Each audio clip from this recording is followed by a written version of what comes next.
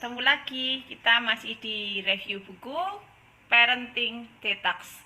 Kemarin teman-teman kita sudah belajar yang bab pertama ya teman-teman, tentang orang tua yang abai terhadap cita-cita anak. Nah sekarang hari ini kita mau bahas tentang yang part kedua ya teman-teman. Kita bahas yang bab 2, yaitu tentang adu gengsi dengan orang tua lain. Dalam buku ini teman-teman dikatakan bahwa baik itu dalam keluarga, di masyarakat, maupun di komunitas orang tua saat mengantar anak di sekolah, maupun di komunitas-komunitas lain, itu dikatakan bahwa selalu ada potensi gesekan antar individu. Dan potensi gesekan ini yang paling sering terjadi adalah karena adanya adu gengsi antar orang tua teman-teman. Nah, adu gengsi antar orang tua ini biasanya adalah karena tentang status sosial ekonomi, tentang itu membanggakan pasangan, apa maksudnya tentang pekerjaan pasangan kita, atau tentang yang paling sering adalah tentang membanggakan tentang anaknya masing-masing. Nah itu sangat berpotensi sekali teman-teman membuat jadi terjadinya gesekan antar individu ini teman-teman.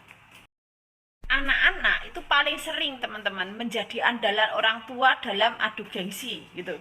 Nah di sini dikatakan adu gengsi dengan membanggakan anak itu salah satunya ada dengan memamerkan nilai rapot anak. Nah teman-teman kalau di sekolah itu kan sering menjumpai orang tua yang kalau jemput sambil pulang sekolah, jemput anak itu sambil nanya ke anak yang lain atau ke orang tua yang lain, nilainya dapat berapa. Nah itu salah satunya itu teman-teman ya, itu dengan membanggakan nilainya anak. Nah, kalau anaknya dapat 100, semua anak yang lain ditanya kamu dapat berapa, kamu dapat berapa. Nah besok giliran anaknya yang dapatnya jelek, nggak berani orang tua tersebut tanya. Nah biasanya langsung pulang. Kok langsung pulang kenapa? Ya repot. Nah, padahal gantian dia yang takut ditanya anakmu dapat berapa. Nah itu ya salah satunya ya, membanggakan nilainya anak. Nah yang kedua itu ada juga yang membanggakan anaknya itu udah bisa apa aja. Anakku udah pinter, bisa ini. Nah itu juga berpotensi sekali membuat gesekan antar individu ya teman-teman. Nah juga ada juga yang membanggakan anaknya udah dibelikan apa saja. Nah sudah sekolah di mana, ini mau masuk sekolah favorit mana, dan yang paling sering tuh udah berprestasi apa, juara ini, juara itu. Nah itu yang paling sering. Nah nanti kalau anaknya udah agak gede ya, itu biasanya pamernya apa, orang tua tuh sukanya adu gengsi tentang anaknya masuk kuliah di mana, nghabiskan biaya berapa, atau kalau yang udah kerja juga anaknya kerja di mana, dapat gaji berapa. Nah kalau udah punya pacar atau udah menikah itu biasanya bangganya, wah anak saya dapatnya ini, nah kekayaannya segini, punya ini. Nah itu yang sering dipakai bahan oleh orang tua untuk adu gengsi. Ketika kita beradu gengsi dengan orang tua lain itu ada resikonya ya teman-teman ya. Potensi resikonya yang pertama, anak menjadi sasaran kemarahan orang tua ketika anak kalah dibandingkan dengan anak yang lain. Pernah nggak teman-teman melihat ada orang yang marah-marahin anaknya, kamu hari ini kok dapat ini, karena si dia sama si itu aja dapatnya sekian, atau kalau pas juara kok kamu kalah sama itu biasanya sama kamu, pinteran kamu. Nah itu ya, orang tua jadi berpotensi marah-marah sama si anak kalau anaknya sampai kalah dengan yang lain. Terus yang kedua, anak jadi merasa terjajah dan berpotensi jadi memberontak kepada orang tua. Nah banyak anak-anak itu yang ketika menjelang remaja itu jadi memberontak terhadap orang tua, ketika gedenya memberontak kepada orang tua. Karena apa? Karena sejak kecil itu sudah dijadikan orang tua sebagai senjata untuk adu gengsi ya. Terus yang ketiga, anak menjadi memiliki mental untuk mengalahkan orang lain ya. Jadi anak ini ketika melihat temennya dia itu merasa itu adalah musuhnya, saingannya gitu loh ya. Jadi anak itu jadi mempunyai rasa seneng kalau lihat orang susah, dan susah kalau lihat orang seneng gitu teman-teman. Terus yang keempat, anak menjadi terbebani oleh sikap orang tua. Jadi anak itu jadi kalau sampai kalah dengan yang lain itu jadi ada rasa minder, nggak percaya diri, takut dimarahi itu ya terhadap orang tua tadi. Lalu pertanyaannya, apa apa yang harus kita lakukan kalau kita sudah terlanjur terlibat adu gengsi? Nah, dalam buku ini dikatakan yang pertama solusinya adalah orang tua itu harus segera menyadari bahwa tidak ada manfaatnya kita itu kalau beradu gengsi dengan orang tua yang lain ya teman-teman. Jadi kita tuh harus mikir dulu, dengan aku beradu gengsi ini yang rugi siapa gitu ya. Itu yang pertama, tidak ada manfaatnya. Kita harus segera sadar itu ya. Terus yang kedua, daripada kita beradu gengsi dan memforsir anak untuk mengalahkan teman yang lain, nah lebih baik kita memfokuskan energi kita dan pikiran kita itu untuk lebih mengenal potensi anak ya teman-teman. Maka kapan tuh saya pernah ikut seminar di Surabaya bersama Bapak Kanadi Santoso. Nah di sana itu seminarnya tentang Galup ya. Galup waktu itu kami dites dulu, peserta seminarnya dites dulu, itu ada tes Galup. Nah, dari situ itu akan tampak sebenarnya tuh kita potensi dalam apa ya, kita tuh kelebihannya apa gitu. Nah, di dalam seminar itu disampaikan bahwa daripada kita itu mengejar apa yang kita tidak mampu, apa yang kita tidak ada potensi untuk lebih, nah lebih baik kita memfokuskan pada kelebihan kita, kita lebih memoles apa keahlian kita aja gitu ya.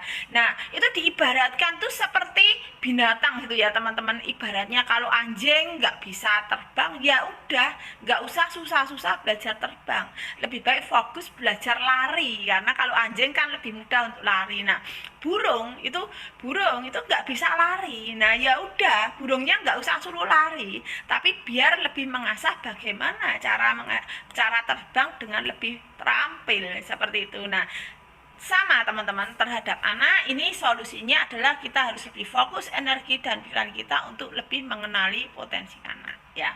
Terus yang ketiga, kita itu sebagai orang tua lebih baik belajar melihat hal-hal baik dalam diri anak sekecil apapun ini ya, sekecil apapun itu. Nah setiap anak itu teman-teman masing-masing punya kelebihan dan kekurangan. Mungkin temennya pandai main biola, nah mungkin anak kita nggak bisa biola tapi dia bisa renang. Mungkin temennya belajar mapel sampai dia ikut lomba apa olimpiade, mungkin dia juara sampai nasionalnya. Nggak bisa kita maksa anak kita seperti itu ya. Sama teman-teman, kadang orang tuh melihat kalau anak saya sebagai trainer itu kadang ada yang bilang ketika saya melatih ke mana itu ada yang tanya, wah bulan kan trainer anaknya masih pinter. Saya bilang enggak juga saya gitu ya. Jadi ada anak saya yang saat ini kelas 4 SD itu kalau lihat temennya lomba olimpiade itu kadang cerita, si ini lomba olimpiade juara. Saya cuma tanya, lah kamu kepengen? Enggak pengen gitu. Ya udah gitu. Saya juga enggak maksa si itu bisa lomba olimpiade, dia juara kamu harus juara, enggak ya. Tapi kalau dia ada lomba gambar, dia tak tanya, kamu pengen ya ikutlah gitu loh ya. Jadi enggak usah dipaksa anaknya. Dan kalau ikut lomba menang yo enggak apa-apa, enggak apa-apa gitu aja. Jadi jangan terlalu menekan anak juga ya.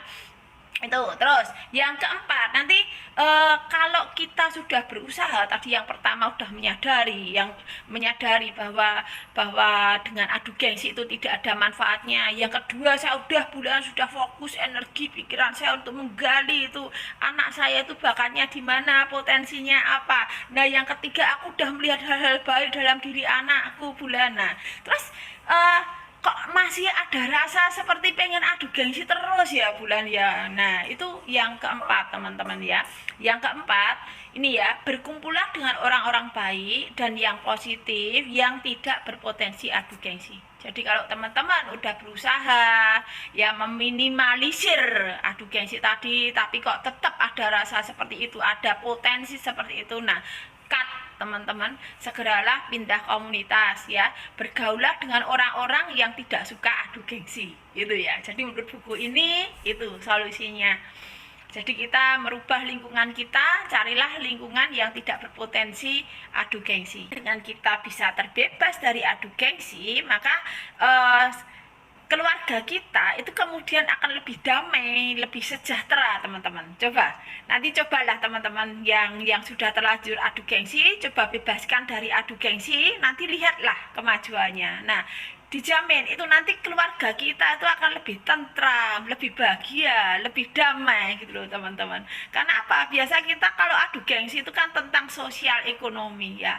Coba bayangkan, kalau perekonomian itu kan nggak mesti ya teman-teman ya. Kadang penghasilan, pendapatan kita, rezeki kita itu kadang tentang keuangan. Itu kadang ada yang rezekinya pas banyak atau pas sedikit. Nah kalau kita adu gengsi itu nanti juga yang jadi korban siapa? Pasangan biasanya ya, pasangan kita nanti lalu menuntut pasangan pengennya dibelikan ini dibelikan itu. Nah itu membuat potensi rumah tangga itu jadi nggak tentrem gitu loh teman-teman. Nah nanti kalau adu gengsinya itu tentang anak-anak, siapa yang kita jadi dalam tanda kutip musuh kita? Kan anak-anak kita ya. Jadi itu membuat rumah tangga jadi horak gitu loh teman-teman. Nah makanya kalau kita itu sebagai wanita, sebagai seorang ibu itu kita bisa terbebas dari adu gengsi. Nah keluarga kita itu nanti akan jadi tentram, jadi lebih damai gitu teman-teman ya.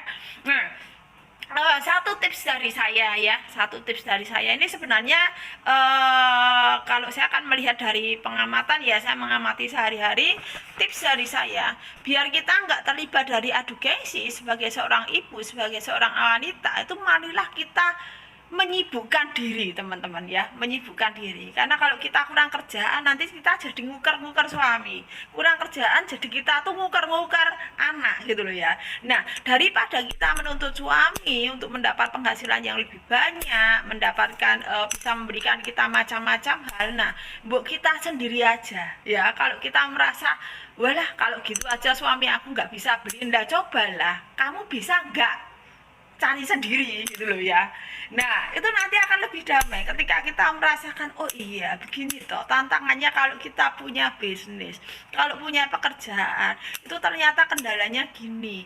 Oh kalau rame itu seperti ini, kalau sepi itu seperti ini, kalau kita tuh ikut bekerja dengan orang lain tuh harus begini. Nah kita tuh akan lebih menghargai pasangan ketika kita tuh juga punya pekerjaan sendiri gitu ya. Nah kalau kita ini suka belajar, daripada nguker-nguker maksa-maksa anak, ngoyak-ngoyak anak suruh belajar, menuntut ilmu ini itu, ikut les macam-macam. Nah mendingan tuh cobalah kita tuh juga belajar gitu loh teman-teman.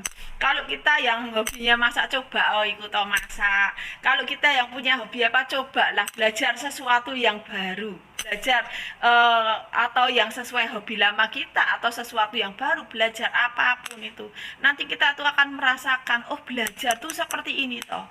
Oh iya ya, selama ini kok aku maksa-maksa anakku belajar, berarti rasanya tuh seperti ini toh gitu ya.